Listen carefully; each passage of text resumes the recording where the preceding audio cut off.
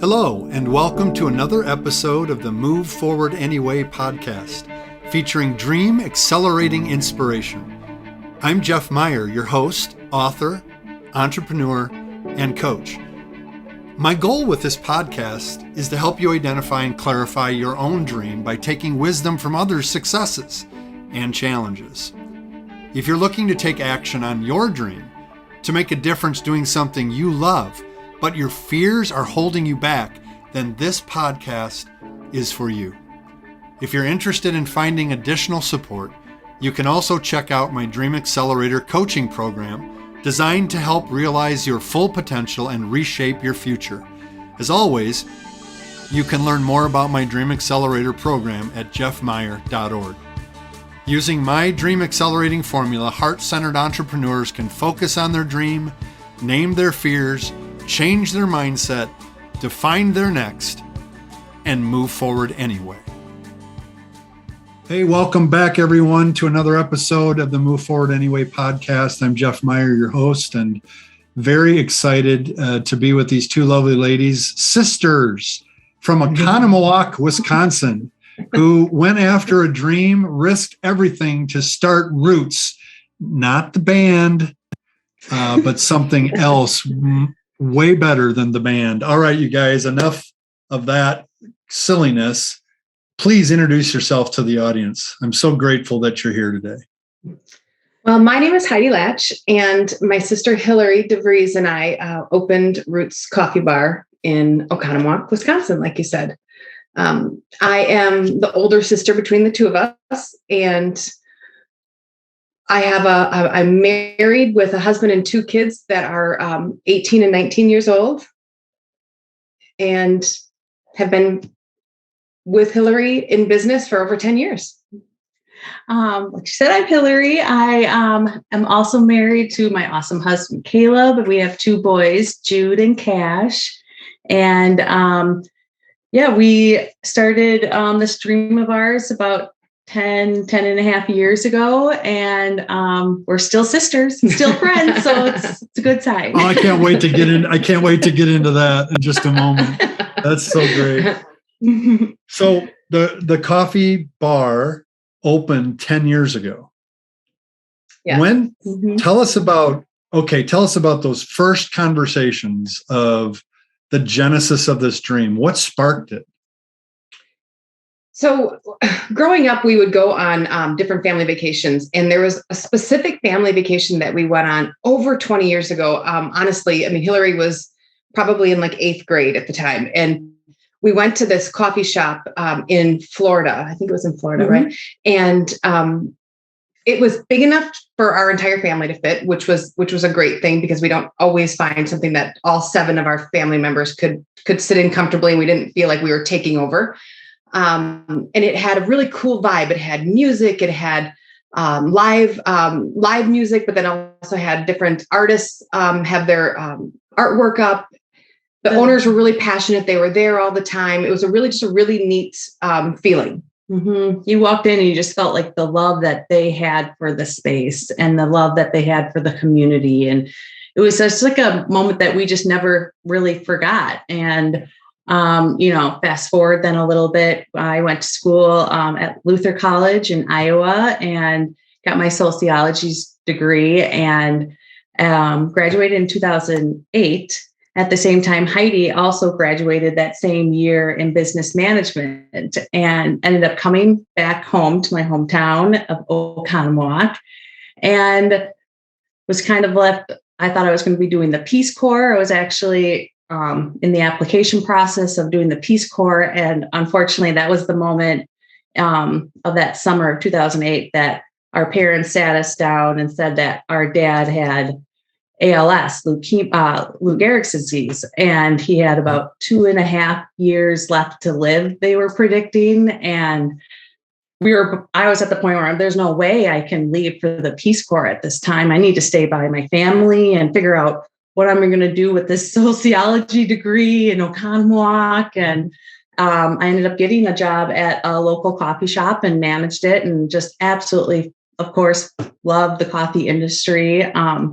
And that was kind of what sparked our conversation. Heidi became my instant best friend here. And what are we going to do? What are we going to do here in Oconomowoc? Yeah. We never really felt settled. Like I had a full-time job. She was managing full-time at a coffee shop, but still never felt like we were settled in our career or in our spot in life, And so Sunday we would get together at my parents' house. It was a normal thing. We would all get together on Sundays, and it would always come up, Hilary and I talking about like, it'd be really cool to open a coffee shop. It'd be really neat if we would someday we're going to open a coffee shop. Someday we're going to do this. And I think that's where it all started. And then I think it was probably going to stay a dream. However, our parents, they kind of pushed us and said, what are you waiting for? Like, what's the worst that could happen? You fail. Okay. Then you start over.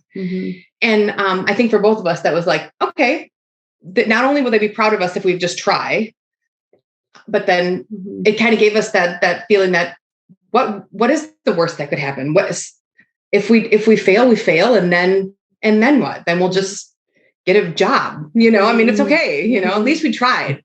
Yeah. Our parents have always had that amazing kind of outlook of, you can't take anything here with you. You're going to be eventually going to an amazing place someday, whether you do really, really good and you still can't take it with you, or you do really, really bad, you can't take it with you, so what's the worst that could happen? And with our dad's diagnosis, it just put another light into, well, we might as well do this now, because life is short. You never know what's going to be presented to you. So yeah.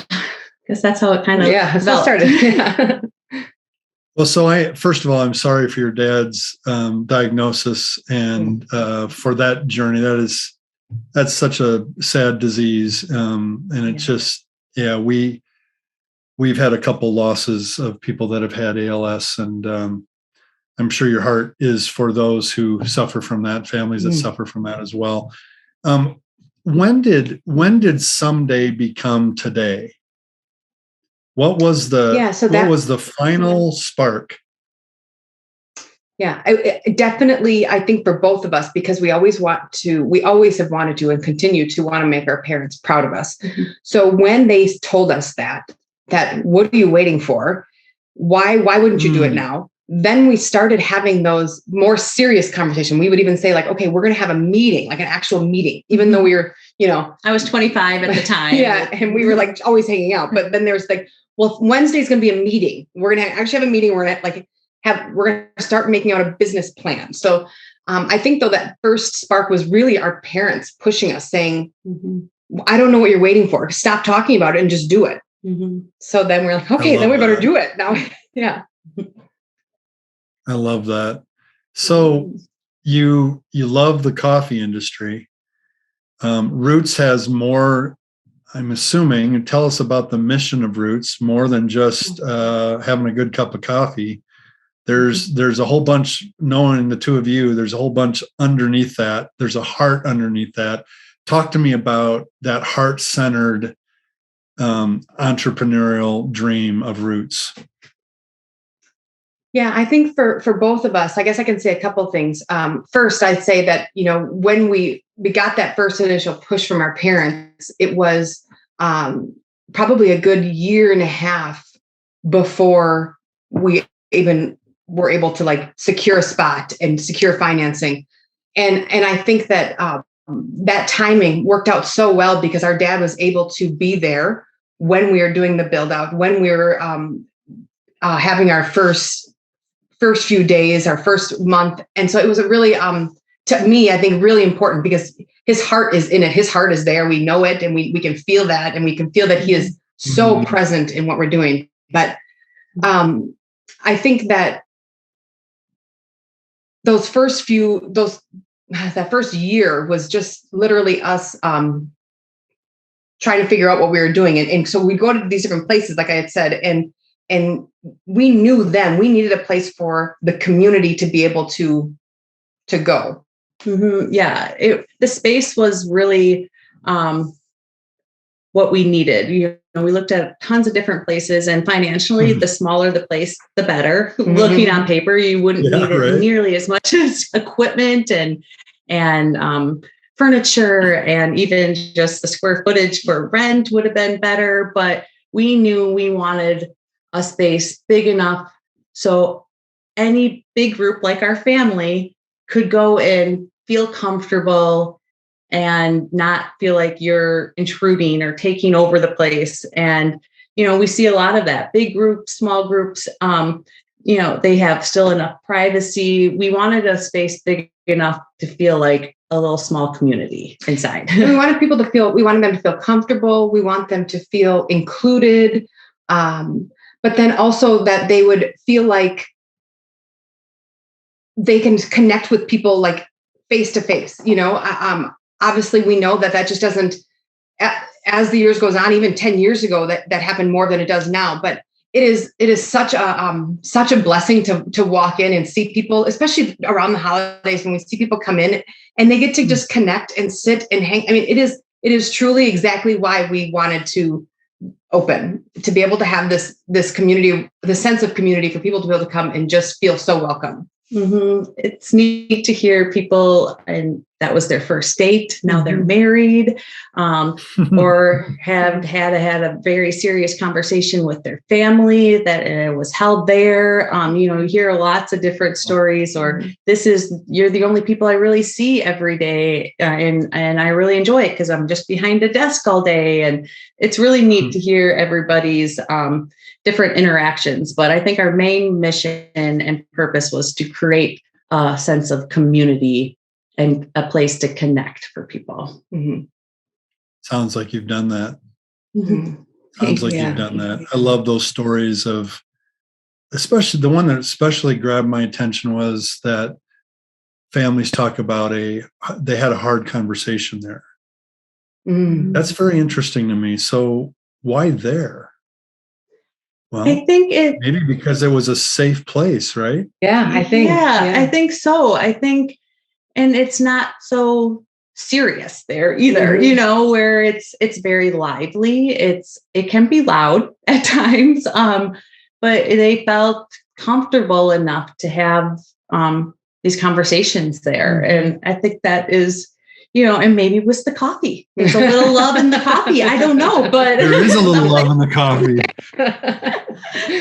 Oh man. So every journey in risking something and going forward with a dream, like you have done with Roots, encounters fear. It encounters hesitancy. It encounters doubt or discouragement or despair even, or defeat. Some of the things we talk about in our Dream Accelerator program, and helping people analyze which one they get tripped up by. Talk to me about some of the fears that you guys faced when you finally decided, big gulp, big deep breath, to go for it. And you signed the lease, or whatever that big moment was that you invested both feet, all 4 feet into this venture. Tell me some of the fears that you experienced, some of the hesitancy that you encountered. Yeah, well, especially in 2000. So we opened in 2011. And at that time, it was, there was a lot of vacancy downtown Oconomowoc. And so that was a big fear, first and foremost, of going into a community that, one, we care so much about because we're from there and born and raised there. But, okay, why isn't anybody here yet? They went through a horrible road construction and unfortunately a lot of businesses had to go out. But okay, is this a good idea to do it now then? And so also being from our hometown, that's another fear that, like, okay, if we mess up, everybody's going to know. The people that we know are going to know that we just failed, So that was another kind of thing that we had to gulp. But I think our interactions with the bank too, I think was very fearful. I would say for sure, fear, the feeling of failure for sure. But then also anytime you would tell anybody like, hey, so we're thinking we're doing this, or I think there was some people I just chose not to tell until we were actually open, because their interaction, they're looking at you like, not sure that's a good idea. Or like, I don't know that I would do that. Or, Are you sure? Yeah, right. You sure you want to do that right now? Yeah. And so I feel like you get a lot of that. And then you start internalizing that and thinking like, gosh, are we making a horrible choice? So all these different thoughts go through your head. And then when the bank, so when we went into this, we met with the bank multiple times and we were told no so many times, like over and over. We didn't have money to put down. We didn't, restaurants generally don't have a great track record. So it's hard to get any kind of lending.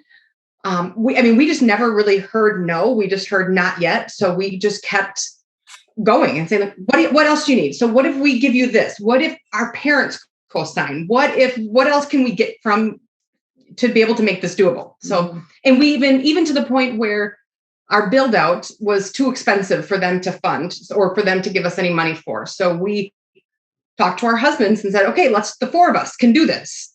Let's haul out concrete on our own. Let's paint ourselves. And even for, like we said about furnishing, we had a lot of used equipment and used trips to Goodwill. Yeah, Goodwill stuff. We used just because it was like, well, hopefully someday we'll afford new. It's not like we didn't take it serious, but we just didn't care that it wasn't new and shiny and fancy and somebody else was doing the work.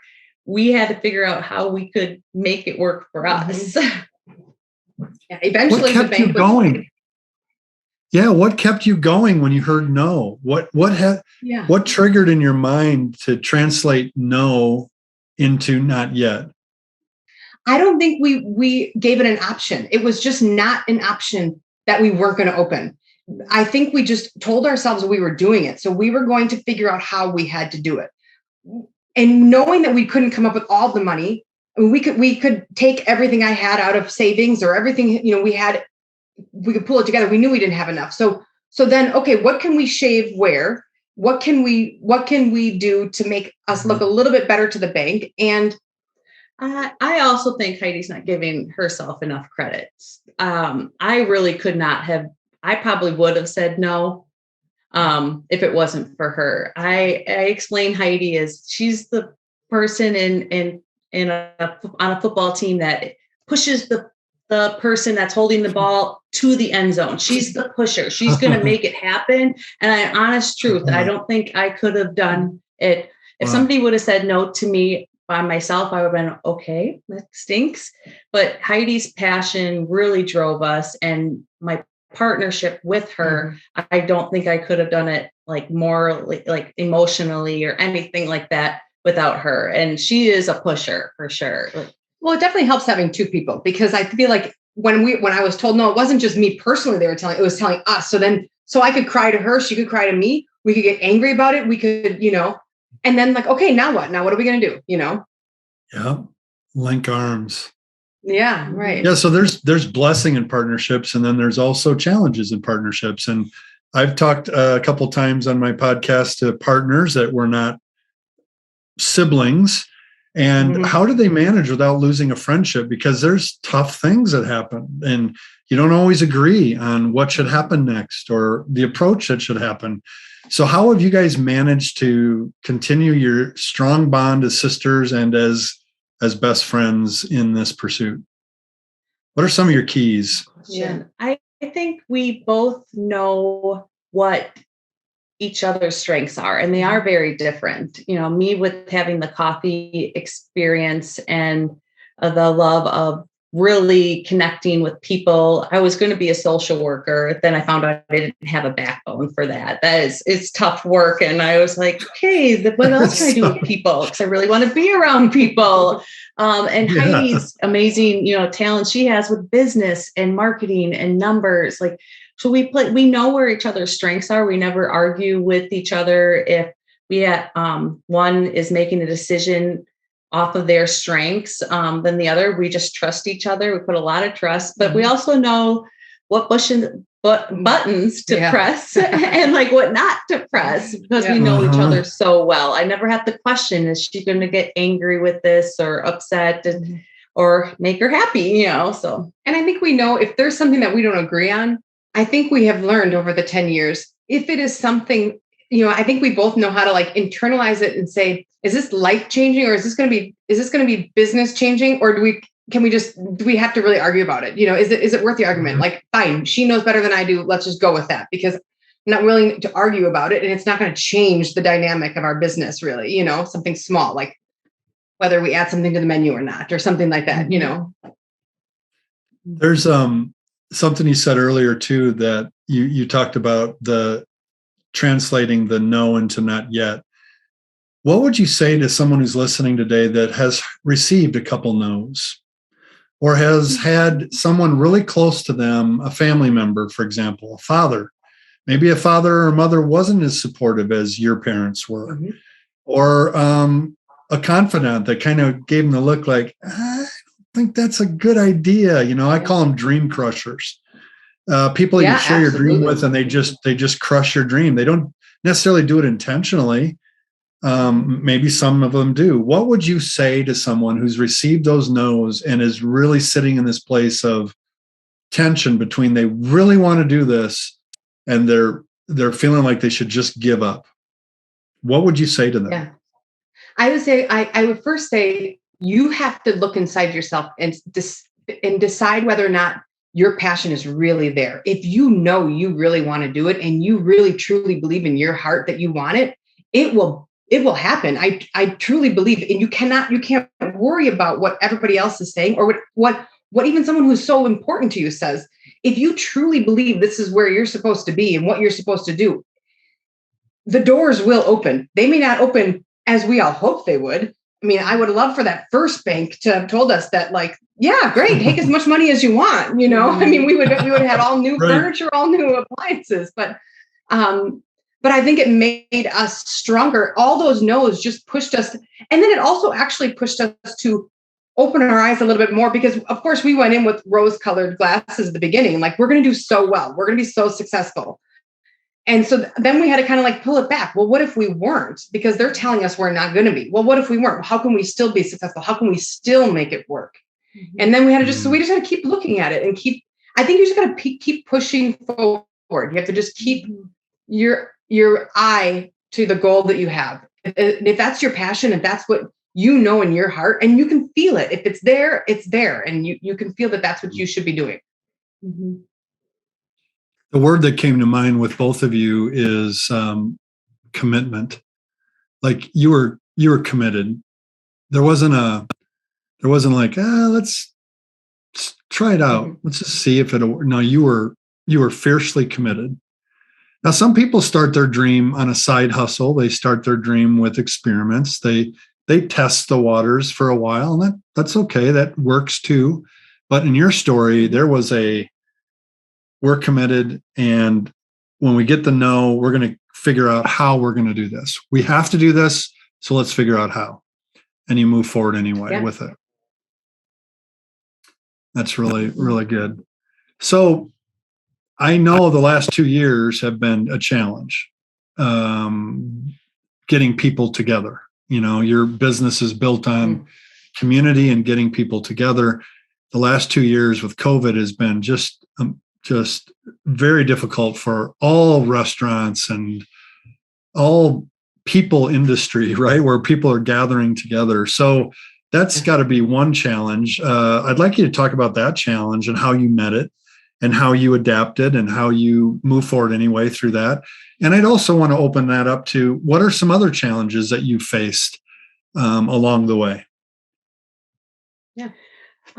Great question. So I guess, with the most recent challenge, it was hard. We did close our doors right away. In April, we didn't know, what was all going on and what was the best decision to make as a business owner, as a community member, as a friend. So we did close our doors for a couple weeks, trying to figure everything out. Can I just interject really quick? The day that we decided to shut down, and we shut down for 6 weeks, and we didn't know obviously then how long it was going to be, but the day that we decided, we were sitting in Roots after close, just crying, thinking about how this would affect not only obviously our customers, but our for sure our employees, us, how would it make a impact on our families? It was a really, really hard decision, and not one that we took lightly, but we knew that it was the best choice to make at the time. Yeah, exactly. And decision fatigue is real, isn't it? It is. It is. And, never thought that you would have to make that decision to close your doors and not knowing what the outcome was going to be. Are we going to reopen again? Or, where does everybody else sit? I mean, our employees are our family and we care about each and every one of them. And it was hard. And then after the 6 weeks of processing how to safely open, where we can still be a coffee shop and do what we need to do and complete our mission, but do it safely for our employees and for our customers. So the first phase, we had multiple phases throughout the year and a half, really. But the first phase was I hate that word now. I know, right? But it was just opening our front door and having a pickup window. So you're not really walking inside Roots. It was just it kicked us in the butt to finally get our online ordering that we wanted at some point. And we're like, all right, now we're going to do this online ordering thing. And so we got us to do that. And it was so amazing. Just even having people pick up their coffee at the front door, how much joy it brought them. They would say, oh, you brought some routine back into my life. You brought some joy back. It was we were just thinking it was just a cup of coffee. You can't even come in, but this is exactly what they needed and what we needed too at the time. And then, just slowly starting to reopen a little bit more and a little bit more and a little bit more. But, there was a time where we opened, but we still couldn't have anybody sitting inside. Was weird. This is not, and we had to push them out. Like, you can't stay too long. Like, you have to stop the conversation right now. You got to get going. Kind of thing was weird. It was not anything that we ever wanted to do to a customer or the feeling of a coffee shop of just not having that chatter. And it was depressing for sure. And I think too, over the last 2 years, embracing every customer's feelings and understanding that everybody's feeling a little bit different, and some are, are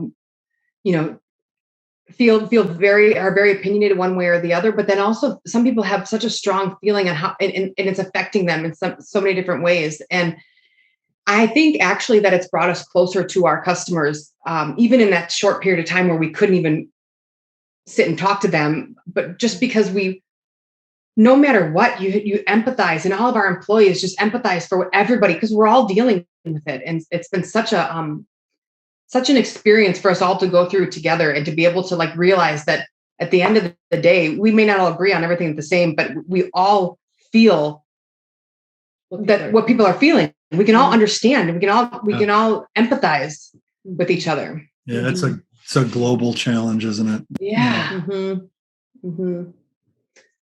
Some of the other challenges that we've had, I would say, we've had other coffee shops open, across the street or right down the road since we've been open. And at first we were like, you take it as almost like, oh, this is competition. This is going to be hard. What is this going to do to our business? But it's been a really, honestly, I think it's been positive. We've made such great relationships with all of the downtown businesses that we are around, which has been so great. Honestly, we all, we borrow from each other. We help each other out when we need to. It's honestly been better than we thought, Yeah. Oh, for sure. I think, another challenge, just like with any business owner, is that balance between life and work is always very hard. When we opened the shop, I didn't have any kids, so I could be there 24/7. My husband was like, fine, I'll go fishing. You have fun at work. And I'm like, yeah, work. This is awesome. And then I had 2 little boys and trying to balance, okay, should I go into work right now? And then I'm taking away from my family time, or should I go home right now? And then I'm taking away from my work time. That struggle is very real. But I think having and putting the trust into your employees is beyond soul, healing. That the moment that we developed great relationships, and we're okay giving some of the responsibilities that we were doing over to other people, and seeing their passion in doing this and us trusting was the best thing I think we could have done for our families. And I think, you have to be okay being, not 100%er anymore. Like, I have to be okay giving 75% at home or at work. Like, I can't have these unrealistic expectations of myself anymore, and being okay with that. So any other clues or little principles of achieving some sort of balance between your personal life, your home life, and launching a new business? Because it can be all consuming. You said giving away work responsibility and trusting it to your team.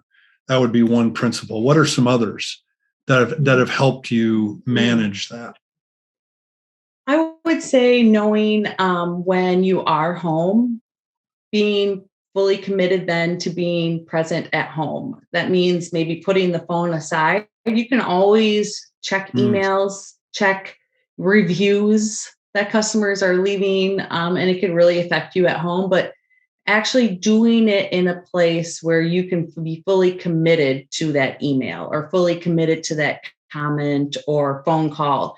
And if it's not at home for you, then you have to be committed to take that on somewhere else. And that's where home is not a good place for me to be, half in, half out, especially with my boys being so young and having to take care of them more. But I realize that having those boundaries for sure is it makes it easier, and being open with what those boundaries are to, my sister or to, other team members, that like, hey, just so you know, I might not be super present right now, but if you need somebody, here's somebody to go to or whatever, I'd say, and I'd also say with that being graceful with yourself, because I feel like that's in reality, like I think we all can say that, but it's so hard to do. And so I feel like I tend to be someone who will beat myself up over like, oh, I know I shouldn't be doing this. I can tell my husband's looking at me like, why are you doing that right now? And being graceful with myself, knowing that I'm doing the best that I can in both areas. And it's never, like Hilary said, it's never going to be 100% in either area, but knowing that I'm still doing the best that I can. So I can be at work, and I know there's times where if I don't have to be there, well, then I'm going to go home and I'm going to do something that's more productive at home because I have a flexible schedule. And so sometimes that is to a detriment where I have to be there at any given time. But then if I know I can pull myself away when I need to, I'll do that. How do you remember your who? One of the things I say a lot in my Dream Accelerator is when we're in the grind and we're stuck and we've lost a little bit of the shine, a little bit of the joy, it tends to be the motivating factor to get back after it is the who we're serving, the who our adventure is for. And you've mentioned a couple stories earlier on in our conversation about the individual that had the difficult family conversation there. How do you intentionally remember your who?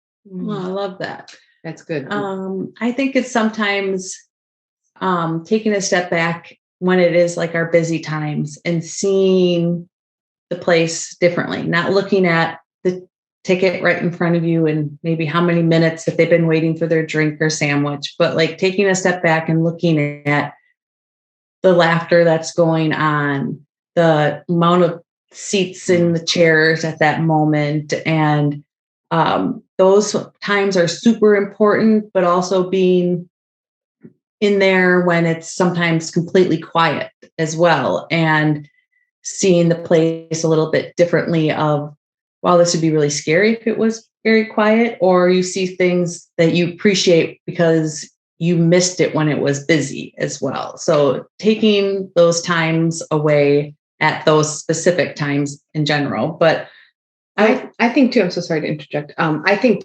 too that, giving the space to all of our employees to get to know the customers a little bit. It helps so much when they know a little bit about what's going on. They share it with the other employees, and it just gives you a more personal feel. A customer, an older gentleman that was going on a blind date there. I mean, it gives us this, and then seeing it unfold and us being able to be part of it and us being able to be there and witnessing it is just such a neat feeling that, first of all, that they're allowing us into that memory in their life, but then also, as long as the more we can get to know, the more we can personalize and make it. Each ticket isn't a ticket; it's a person that we now have gotten to know, and we get to know this experience with them. Mm-hmm. I think in the coffee bars in a town like Oconomowoc lend itself to that very thing happening. There's not a lot of drive-by happening, and probably as much as there is. This is a community center. We have a wine bar in Verona, where I used to live here in Madison area. And in their bathroom, their walls are just covered with these pictures of people in the wine bar having a moment, right? And so you can see visibly. Do you guys do anything like that? Do you do anything visually in your space to celebrate the people? That's a good, I guess not so much with pictures, but we do, I think, more than just in our space, because our mission for sure was to bring community into our 3,000 square foot space, but also to bring a sense of community downtown Oconomowoc. And not saying that it was never there. We probably, being young, just didn't appreciate it as much. But Heidi and I volunteer so many hours into creating a sense of community downtown, whether it's getting a relationship with the business owners downtown. We put on a lot of events that bring in just thousands of people. Fall Fest, these beer gardens, Chili Fest, and that visually sometimes sums it up. Seeing how busy our shop is, all the other shops are downtown, and the village green of all these thousands of people coming out on something that we decided to just try to throw and plan and figure it out when we're there is a great visual for us, for sure. Yeah. Those days are just like amazing. Because when you started it, that was downtown Oconomowoc was not a happening place. Yeah, it was pretty dead down there. I've driven through it in that time frame. I know it's like Oconomowoc. It's not that way not much now. Happening. Yeah. No, it's not that way now. Yeah, it's actually. Amy actually mentioned that the other night. My wife said, I never knew Oconomowoc had such a beautiful downtown area, and you guys have been a part of that. Yeah, they've really done a lot. When we moved into downtown, there was about a 95% occupancy rate where you could pretty much get it. We had our pick from which downtown we wanted, or building we wanted, and it's definitely changed since then. And they've done a lot of work. I mean, every business owner, the city themselves have put so much work into, the beautification and creating some spaces for people to hang out, to be together, which is really neat. Like our whole back, boardwalk area. It's beautiful. Yeah. I love it. Space matters, place matters. And I applaud you guys for your part in turning a community around and giving it a new, fresh life. That's amazing. Your mission is being accomplished. You keep it up. And I can't wait to come and have a cup of whatever and sandwich in Roots sometime. I can't wait. I want to give you an opportunity now for my listeners who are, on various levels of their dream pursuit. What would you like to say to them to encourage them today?